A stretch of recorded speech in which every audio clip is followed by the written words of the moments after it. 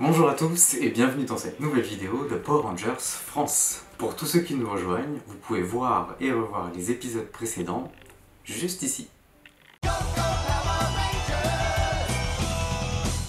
Cette semaine, je vous propose d'explorer la franchise du côté des comics.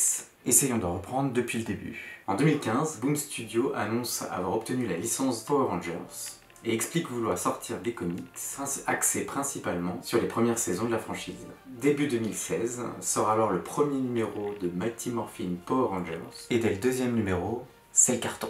À l'été 2017, Boom annonce alors développer un autre comic sur la franchise, Go-Go Power Rangers. En parallèle, Boom a développé des histoires unitaires sur les Power Rangers, la mini-série Power Rangers Pink, la mini-série avec les Justice League, un unitaire sur Tommy avec Soul of the Dragon, dont on se reparlera dans une prochaine vidéo, une histoire sur l'origine des Psycho Rangers, un crossover avec les Tortues Ninja, ou encore la suite de Power Rangers La Force du Temps avec Sins of the Future.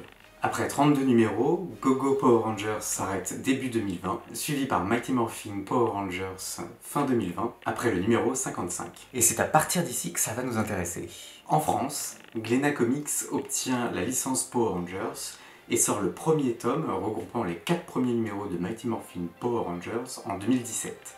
Mais alors que les objectifs de l'éditeur ne sont pas atteints, Glénat décide d'arrêter l'édition des comics Power Rangers juste après le tome 4 et l'arrivée du Seigneur Dracon. Il faudra attendre 2021 pour qu'un nouvel éditeur s'empare de la franchise et décide de sortir la suite de l'histoire. Enfin, pas tout à fait. L'année dernière, Vestron annonce avoir récupéré la licence pour pouvoir éditer les comics de Boom Studio en français. Et il démarre fort avec l'unitaire sur Tommy, Soul of the Dragon. J'ai déjà dit, mais je me répète, on en reparlera dans une prochaine vidéo. Puis fin 2021, Vestron sort Power Rangers Unlimited tome 0. Il reprend les 5 derniers numéros de Mighty Morphin Power Rangers et met en place l'arc narratif autour de Unlimited Power. Et on s'en parle plus en détail tout de suite.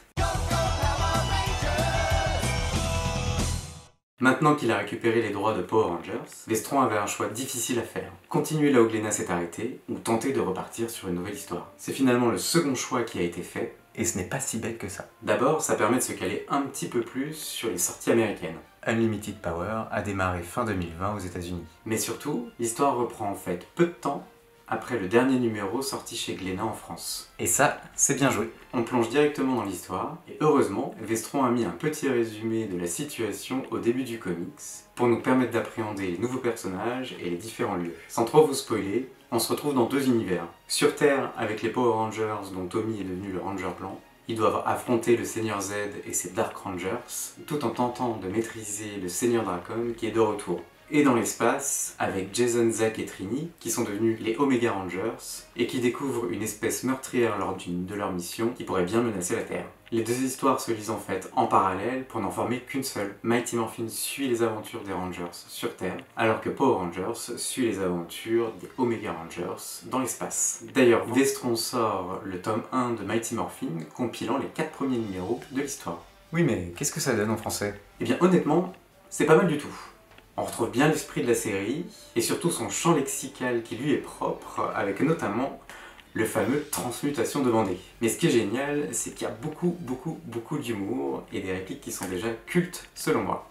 Si je ne devais émettre qu'une critique, c'est de ne pas avoir un petit peu plus adapté le texte. Je m'explique. Je préfère quand les noms sont adaptés dans leur langue de lecture, ça aide à créer une mythologie. C'est bien sûr mon point de vue personnel. Dans le tome 0, la plupart des termes sont restés en anglais, sauf ceux qu'on connaissait déjà et qui provenaient de la série. Le titre est resté en anglais, et même Dark Ranger est revenu en anglais, alors que dans la série, il s'appelle les Rangers Noirs. Si vous ne deviez retenir qu'une chose, ce tome 0 est super pour renouer avec les comics Power Rangers, et nous embarque dans une incroyable histoire qui permet d'étendre l'univers de la franchise. C'est tout pour aujourd'hui, j'espère que cette vidéo vous a plu. N'oubliez pas que vous pouvez voir et revoir les épisodes précédents juste ici. La semaine prochaine, on fera un nouvel unboxing d'une figurine de la gamme Lightning Collection d'Asmo. Vous voulez un indice? Il s'agit d'un monstre. Si vous pensez savoir qui c'est, dites-le moi en commentaire. En attendant, si la vidéo vous a plu, n'hésitez pas à mettre un pouce levé et à vous abonner à la chaîne. Allez, salut!